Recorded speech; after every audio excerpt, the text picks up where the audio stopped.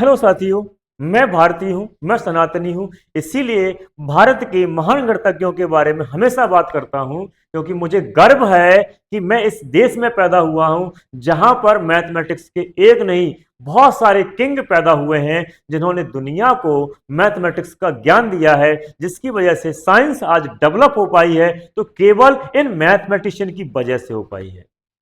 जिस आज हम बात करने वाले हैं उनमें से एक महान गणितज्ञ के बारे में, जिनका नाम है भास्कराचार्य।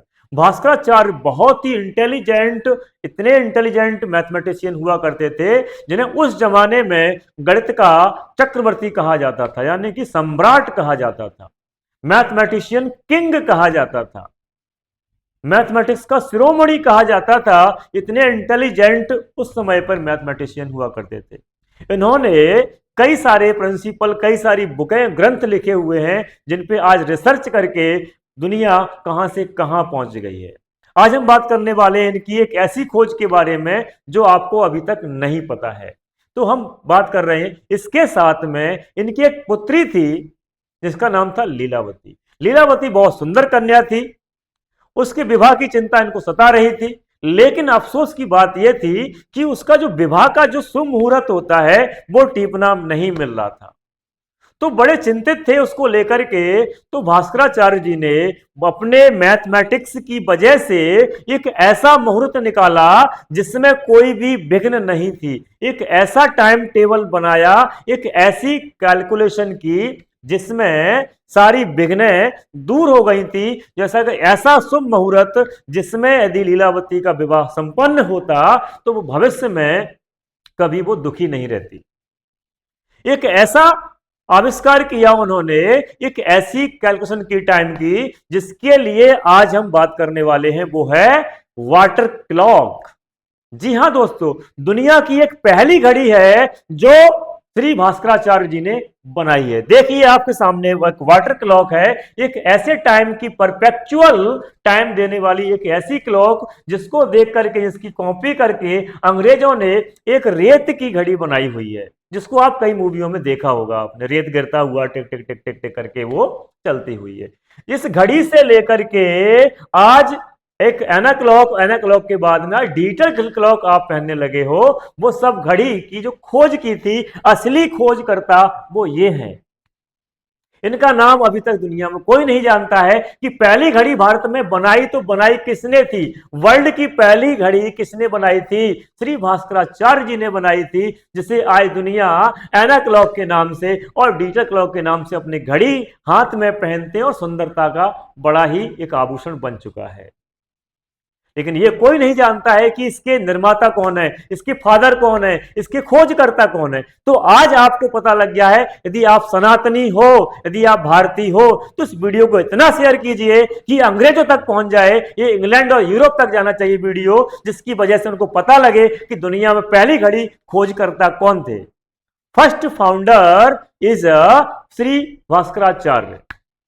उन्होंने अपनी बेटी के शुभ मुहूर्त के टाइम टेबल के लिए घड़ी बनाई थी, इस घड़ी का आविष्कार किया, और जब विवाह का समय आया तो उन्होंने इस घड़ी को ये अपने घर में एक रूम में, एक कमरे में रख दिया और अपनी लीलावती बेटी से बोला, बेटा इस घड़ी का जो साइन है, जो चिन्ह है, यहां तक ये घड़ी का पानी भर जाता है, घड़े का पानी भर जाता है इसमें से गिर के, उस समय पे आप मंडप के नीचे आ जाना। जैसे ही लीलावती ने इस घड़ी को देखा तो बड़ी उत्सुक थी, क्योंकि दुनिया की पहली घड़ी थी जो टाइम को मेजर कर रही थी। लेकिन लीलावती से रहा नहीं गया, लीलावती इस घड़ी को देखने के लिए बार बार उत्सुक थी। वो बार बार इस घड़ी को देखने जा रही थी, बार बार इस घड़ी को देखने जा रही थी। शादी का जोड़ा पहने हुए थी और ये घड़ी को देखने के लिए बार बार जा रही थी। उस जोड़े में से एक मोती टूट करके इस घड़ी में जाकर के गिर गया, जो आपको दिख रहा है।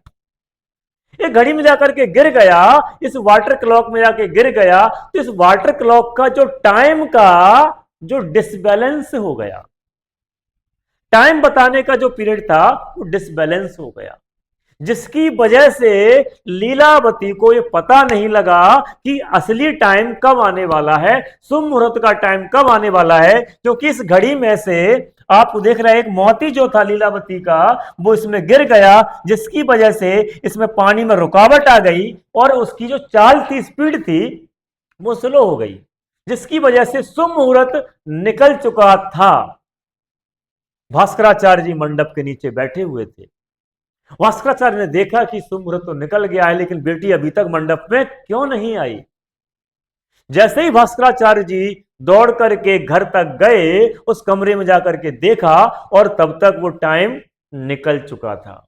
भास्कराचार्य ने बताया, बेटी आप क्यों नहीं आई, शुभ मुहूर्त तो निकल चुका है विवाह का। तो बेटी बड़ी उदास हो गई।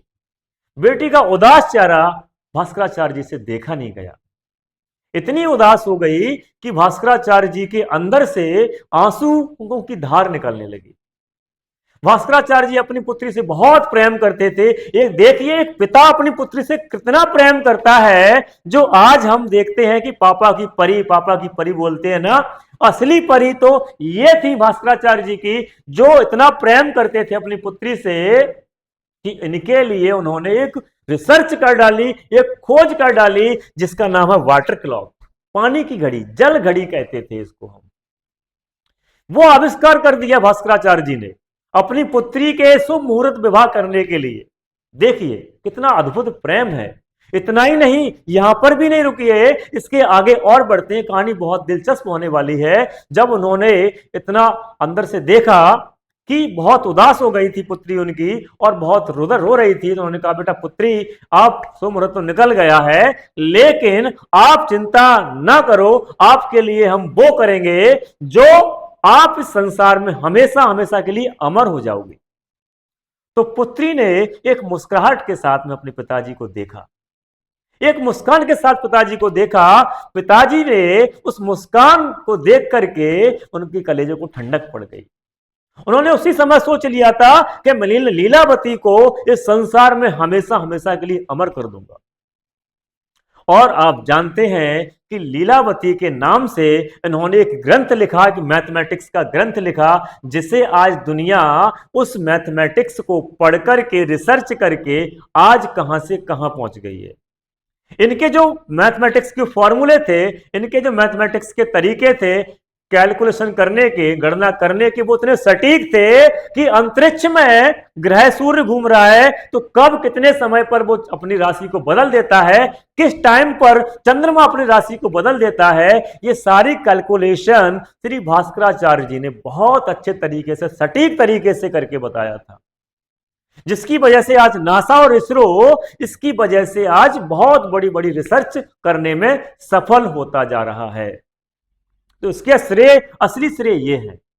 तो इन्होंने एक बुक लिखी जिसका नाम था लीलावती, जिसे आज बड़े बड़े मैथमेटिशियन पढ़ते हैं और आज हम सब लीलावती ग्रंथ को पढ़ करके समझते हैं। तो यदि आपको नहीं पता है कि लीलावती है क्या, लीलावती एक मैथमेटिशियन, वैदिक मैथमेटिक्स के नाम से जानी जाती है। ये बुक है, ये ट्रांसलेटर की हुई बुक है, लेकिन ओरिजिनल बुक भी आपको मिल जाएगी यदि आप पढ़ना चाहोगे। तो लीलावती की बुक के अंदर क्या है? लीलावती बुक ऐसी बुक है कि जिसमें हंसते हंसते, खेलते खेलते, पहेलियों के माध्यम से मैथमेटिक्स को किसी भी छोटे छोटे बच्चों को सिखाया जा सकता है, और बड़ी आसानी से, दिलचस्प बना करके, ये खेल के माध्यम से मैथमेटिक्स को सिखाया जा सकता है। तो आप भी रियल मैथमेटिक्स को पढ़िए और